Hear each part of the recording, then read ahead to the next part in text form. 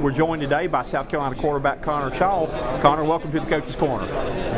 Talk a little bit about your off-season, going into the off-season, knowing you're the guy, you're the leader and all. What's it been like this year? For the first time, I guess, to have a little continuity. Well, this is my third fall camp. It was my third spring, third off-season, so there's a confidence level I hadn't had there before.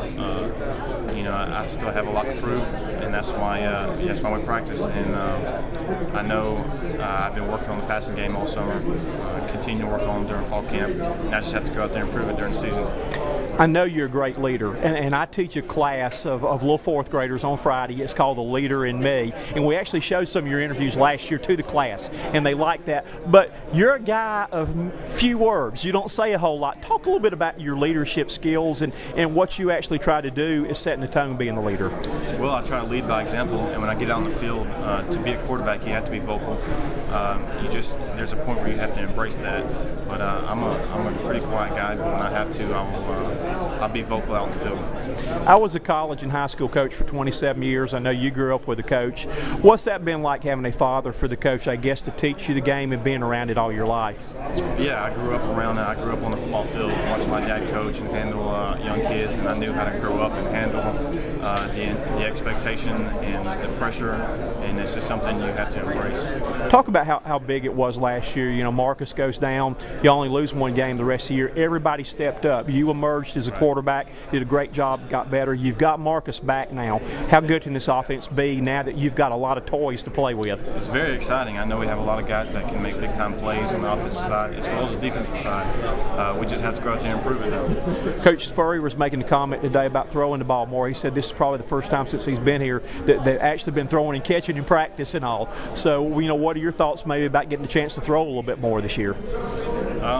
We'll see how it goes. I know that we've worked all summer, all season in the passing game, and we'll continue to get better in the passing game during fall camp, and I expect us to be a good passing team during the season.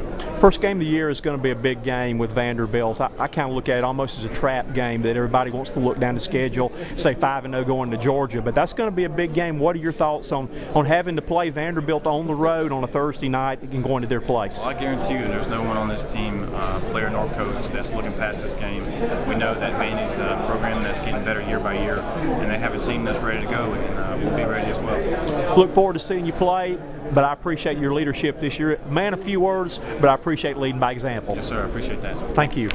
Good luck to you this year. Thank you. Connor, you got a couple minutes?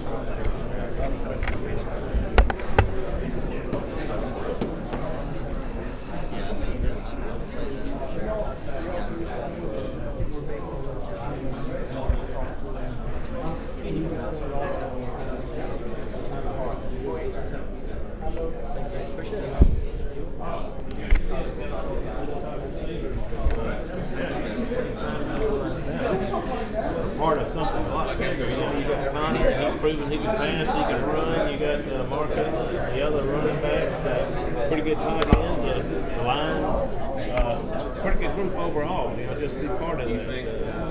Got to be something. It's definitely something I always look forward to going into battle with, knowing that everyone on the field, that I got somebody that can actually show up and play the game as best as I can do it myself. So knowing that I got other people behind me, whether in the backfield, second string, third string, as long as I know they can step in and play the game, that's just like the best feeling I have.